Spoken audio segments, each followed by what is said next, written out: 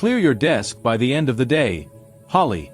Human Resources will handle the exit paperwork. The words on my computer. Screen blurred as I read them again. After 5 years of dedicated service to Summit Edge Logistics, all I got was a cold, impersonal email. 3 days. That's all I had taken to bury my father. 3 days of approved bereavement leave. We need people who prioritize their work. The email continued as if attending my father's funeral was an optional social event I had chosen over filing quarterly reports. I sat back in my chair, the leather squeaking in the silence of the early morning. The Boise office was still, mostly empty, the sky outside just beginning to brighten with dawn. I had come in early, eager to catch up on work after my brief absence. My name is Holly Peterson, and until approximately 2 minutes ago, I was the regional team lead of the highest performing division at Summit Edge Logistics. At 34, I had built not just a career but a team that felt like family. We celebrated birthdays together, supported each other through difficult times, and pushed one another to excel professionally. I looked around at my workspace, the small cactus my team had gifted me last Christmas, the framed photo of us all at the company retreat, the handwritten thank you notes from team members I had mentored. 5 years of my life condensed into a few personal items that would fit in a cardboard box. The termination notice attached to the email was signed by Dan Weaver, my direct supervisor, who had personally approved my bereavement leave just last week. Failure to maintain adequate presence during critical operational periods. It read, my father's death apparently fell during one of these undefined critical periods. I didn't cry. I didn't slam my fist on the desk or storm into Dan's office demanding an explanation. Instead, I pulled out my phone and took a photograph of the email, then forwarded it to my personal account. Then I shut down my computer, stood up, and began methodically packing my things. By the time other employees started trickling in, my desk was half cleared. Tanya from accounting was the first to notice. Holly, what's happening? She asked, her eyes widening at the sight of my box.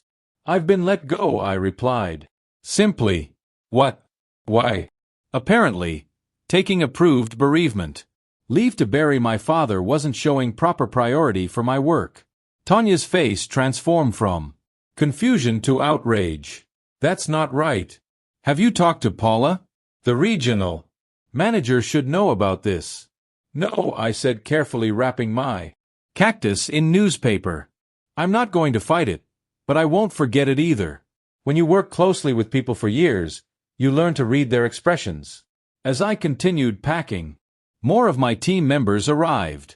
Jason was the first of my direct reports to hear the news, his usual cheerful grin vanishing instantly. This is bull, he started, but I cut him off with a small shake of my head. It's done, Jason. Dan made his decision. But we just finished the Newbrook merger last month. Profits are up 18% this quarter because of your planning. I smiled sadly. Apparently, that wasn't enough. By 9:30, all 7 of my core team members had gathered around my desk in silent solidarity. Ethan, our logistics specialist, who rarely showed emotion, looked like he might punch a wall. Veronica, our client relations manager, was openly crying. Behind them stood Michael, Louise, Diane, Gabriella, and Kayla, each with expressions ranging from disbelief to fury. You can't leave, Veronica insisted. The Wilson account renewal is next week. The Hernandez shipping contract is in negotiations. None of us knows the system like you do. I finished taping up my box. Dan should have thought of that before he fired me for attending my father's funeral. The severity of what I just said hung in the air. My father gone just a week ago. The funeral soil still fresh. And now this betrayal from a company I had poured my soul into. I need everyone back at their desk. Came a sharp voice from behind us. Dan Weaver stood there, arms crossed, his thin face set in a disapproving frown. We have deadlines to meet. No one move down now, he added, his voice rising slightly. After a long moment, my team dispersed, each giving me a meaningful look as they returned to their workstations. Dan approached me, lowering his voice. This could have been handled with more discretion if you'd waited until the end of the day to pack up. I met his gaze steadily, like the discretion you showed in firing me via email after approving my bereavement leave. His jaw tightened. Business needs change rapidly.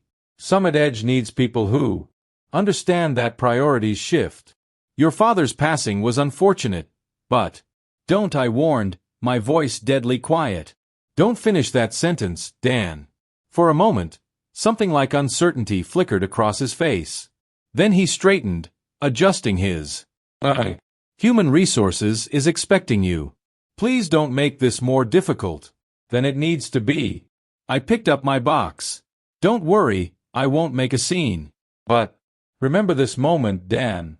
You might find it important later. The Human Resources office was clinical. White walls, minimal decoration, and Barbara, Kent's sympathetic but practiced expression. She was new to the company, having joined just 6 months ago, and I could see she was uncomfortable with the situation. I'm sorry about this, Holly, she said, sliding separation. Papers across her desk. And I'm very sorry about your father. Thank you, I replied, scanning the documents. Standard severance, 2 weeks pay, a non-disparagement clause.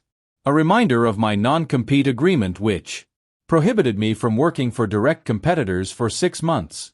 Is there anything I should know about why this happened? Barbara asked cautiously. This seems abrupt. I debated how much to share, then decided on the truth. I pulled out my phone and showed her the email. 3 days of approved bereavement leave and I'm fired for not prioritizing work. Barbara's professional demeanor slipped, her eyes widening. This is the actual termination notice. Just an email. No performance improvement plan. No documented warnings. No nothing. She frowned, making a note on her legal pad. I need to verify some things with the legal department. Would you excuse me for a moment?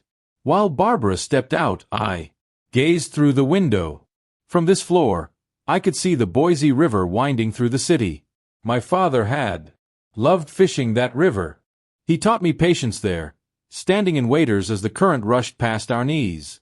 The river moves, Holly girl, he'd say, but the rocks stay steady. Be like the rocks. Barbara returned 20 minutes later, her expression carefully neutral, but her tight smile told me everything. Nothing would change. Unfortunately, Idaho is an at-will employment state, she began. The company is within its rights to, I understand, I interrupted, signing the documents without further argument. Summit Edge can do whatever it wants, just like I can. She hesitated, then lowered her voice. Off the record. This isn't right. Phew. Wanted to pursue action. I don't, I said firmly. But thank you. As I walked through the main office toward the exit, I felt eyes following me. My team watched silently, their faces somber. I gave them a small smile. My last act as their leader. Outside, the September air was surprisingly warm. I placed my box in the trunk of my car and sat in the driver's seat, allowing myself a moment to process everything. My phone chimed with a text message. Then another and another. Jason, this is wrong. What can we do? Veronica, are you okay? Can we meet up later? Ethan. Dan's a spineless jerk. The team is furious. More messages poured in. Expressions of outrage, support, loyalty. These people weren't just colleagues. They were my professional family. I started my car, a plan already forming in my mind. I wouldn't fight Summit Edge directly. Wouldn't sue, though I probably had grounds. No, I would be strategic, patient like my father taught me. The rocks stay steady while the river rushes past. My phone rang. It was Hank Fleming, the CEO of Vertex Transport Systems, Summit Edge's biggest competitor. We'd met at an industry conference last year and kept in touch. He'd been trying to recruit me for months. It was time to return his call. The Vertex Transport Systems office was. Everything Summit Edge wasn't. Open concept, collaborative workspaces, and large windows framing the Boise skyline. Hank Fleming, a burly man with a silver beard and keen eyes, welcomed me with a firm handshake. "I've been hoping you'd call," he said, guiding me to a conference room. "Though I admit I didn't expect it would be under these circumstances." Word traveled fast in our industry. Hank already knew about my termination, though not the details. I filled him in as we sat down, showing him Dan's email. "That's not just bad management," Hank said, frowning. "That's inhumane. Bereavement leave exists for a reason. Summit Edge has always valued profits over people," I replied. "I just never thought I'd be on the receiving end." Hank leaned forward. "I'll be blunt, Holly. I want you on my team. Vertex is expanding our Pacific Northwest operations, and we need someone with your expertise. The division director position is yours if you want it." My heart skipped. Division director. A significant step up from my role at Summit Edge. More responsibility, more authority, better pay. "What about my non-compete?" I asked. Hank smiled. "Our legal team has reviewed it. It's overly broad and likely unenforceable. Plus, we'd cover any legal expenses if Summit Edge tried to enforce it." "I'd need to think about it," I said carefully. "Of course," Hank replied. "Take the weekend. We can talk specifics on Monday." That evening, I met Veronica and Jason at Riverfront Brewing, a small pub away from downtown where we wouldn't likely run into other Summit Edge employees. They arrived together, their expressions a mix of anger and concern. "How are you holding up?" Veronica asked, sliding into the booth. "I'm all right," I assured them. "It's been a challenging couple of weeks, but I'll land on my feet." Jason snorted. "Dan's a fool. The office is in chaos already. Nobody knows where the Henderson proposal files are stored, and the system access you had hasn't been transferred to anyone else." "That sounds like a Dan problem," I replied, taking a sip of my water. Veronica leaned forward. "It's more than that. Everyone's talking, not just our team. People are furious about how you were treated." "I hadn't expected that really." "You were respected, Holly," Jason said. "Not just by us. The way Dan handled this, people are scared now. If they do this to you, their star team lead, what would they do to anyone else?" Veronica nodded. "Paula has been asking questions. The regional manager looks worried." "Good," I said simply. As we talked, more texts arrived from other team members. Similar stories of disorganization, frustration, and anger at management. Summit Edge was feeling my absence already. "What will you do now?" Jason asked. I hesitated. "I've had an offer from Vertex." Their eyes widened. "But my non-compete, those aren't always enforceable," Veronica said quickly. She worked with contracts daily and knew the legalities, especially if they fired you without cause.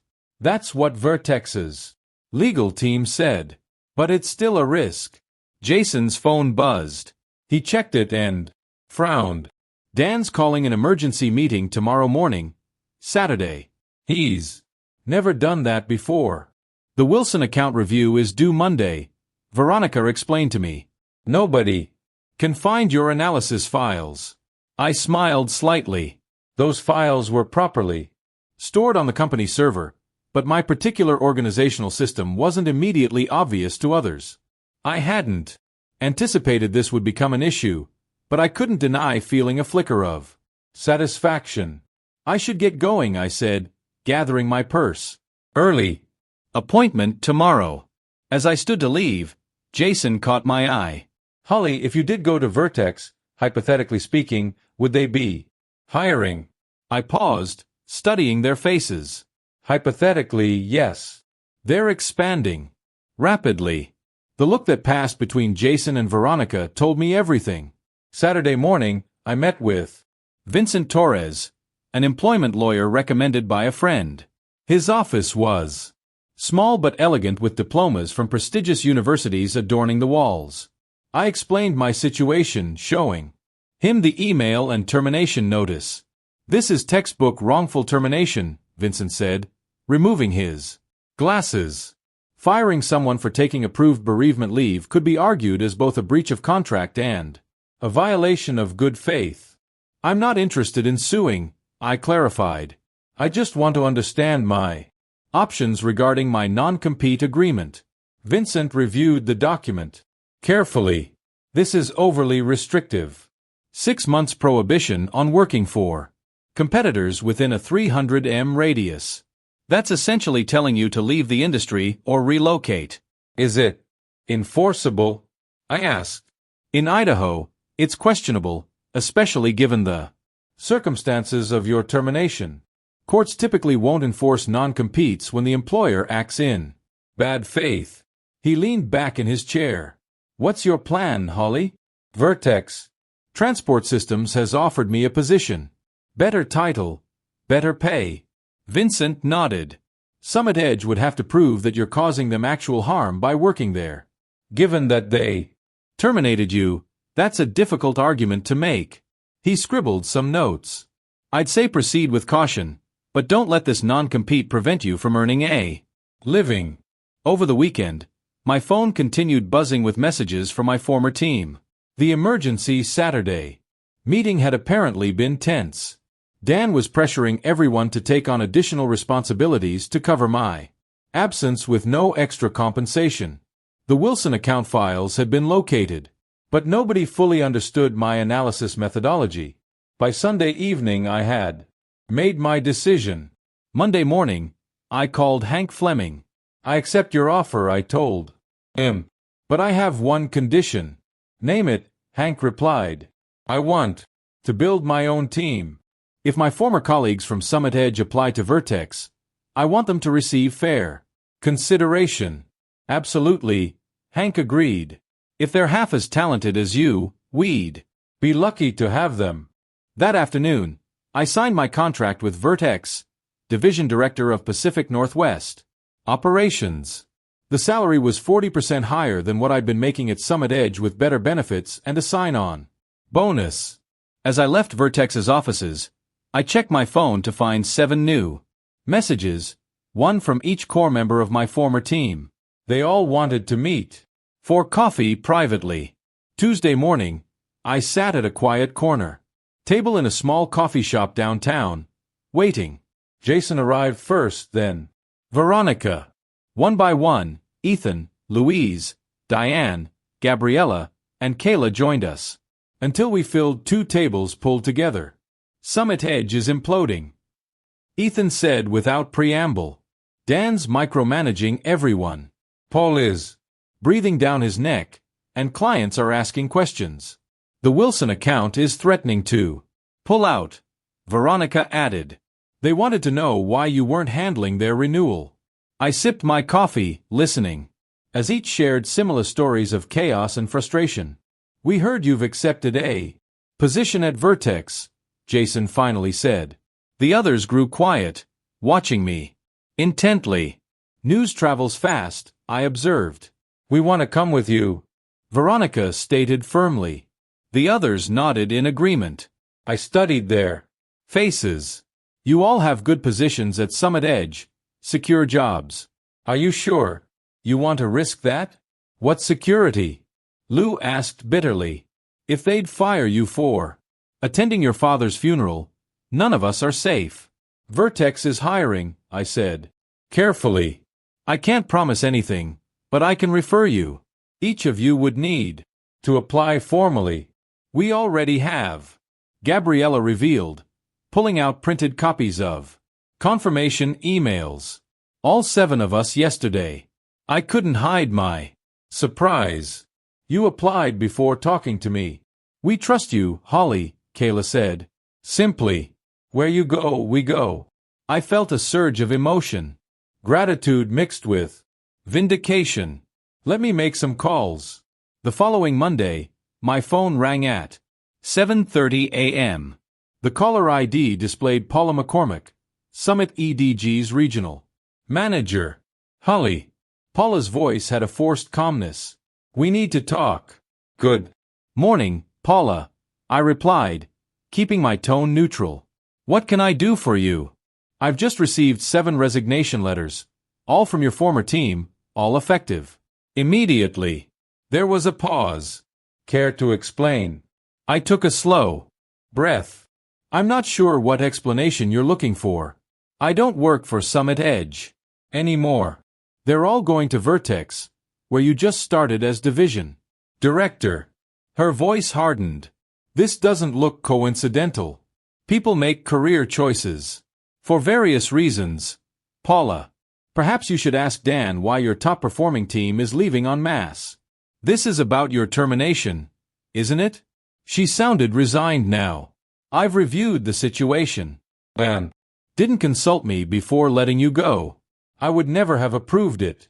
That's between you and Dan, I replied. Though, I'm curious why Summit EDG's regional manager wasn't involved in terminating a team lead. Paula sighed. Dan claimed it was an urgent performance issue that couldn't wait for my return from the Seattle conference. I trusted his judgment. Clearly, that was a mistake. I said nothing, letting the silence grow uncomfortable. Look, Holly, Paula finally continued. I'm prepared to offer you your position back with a 10% raise and a formal apology. We need your expertise. The Wilson account is threatening to walk. I appreciate the offer, Paula, but I've accepted a position elsewhere. We'll match whatever they're paying plus 15%. It's not about the money. Then what would it take? There was desperation in her voice now. 7 key employees walking out simultaneously is devastating. The operational knowledge alone. It would take time travel. I interrupted, going back to when my father died and Summit Edge showing basic human decency instead of punishing me for grieving. The line went quiet. I need to go, Paula. I start my new position today, and I don't want to be late. Your non-compete, she began. Feel free to have your legal team contact mine, I replied evenly. Though, they might want to review the circumstances of my termination first. After hanging up, I drove to Vertex's offices, arriving early to prepare for the day. Hank met me in the lobby, beaming. We're considering all 7 of your former colleagues, he said. Their qualifications are impressive. Interviews start Wednesday. Thank you for giving them a fair chance, I replied. Fair chance, Holly. They're top talent. Summit Edge's mistake is our gain. 2 days later, I received another call, this time from Barbara Kent in Human Resources at Summit Edge. I shouldn't be telling you this, she said quietly, but Dan Weaver has been placed on administrative leave pending review. Paula is launching an investigation into management practices, particularly around bereavement and time-off policies. That's good to hear, I said. Genuinely. The board of directors is involved now, Barbara continued. Losing an entire specialized team to a competitor has triggered alarm bells. They're reviewing all terminations from the past year.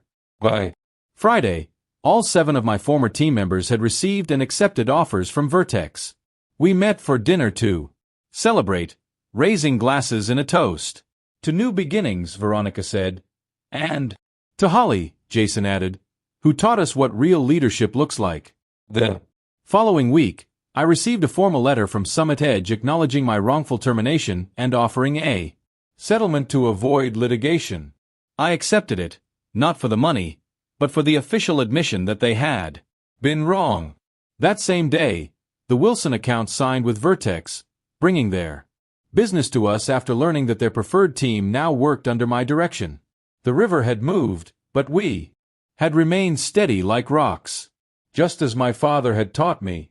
3 months later, I stood at the front of Vertex's largest conference room, presenting our quarterly results to the Executive team. The numbers spoke for themselves. 30% growth in our division. 4 major client acquisitions, 3 of them former Summit Edge accounts, and operational efficiency improvements that had reduced costs by 22%. Exceptional work, Holly, Hank said when I finished. You and your team have exceeded every projection. I smiled. My team deserves the credit. They've been remarkable. After the meeting, I returned to my office to find my 7 core team members waiting with a cake. What's this for? I asked. It's been exactly 3 months since we all jumped ship together, Jason explained. We're celebrating our Independence Day. I laughed. You're all ridiculous but happy. Veronica added. Seriously, Holly, everyone's thriving here. It was true.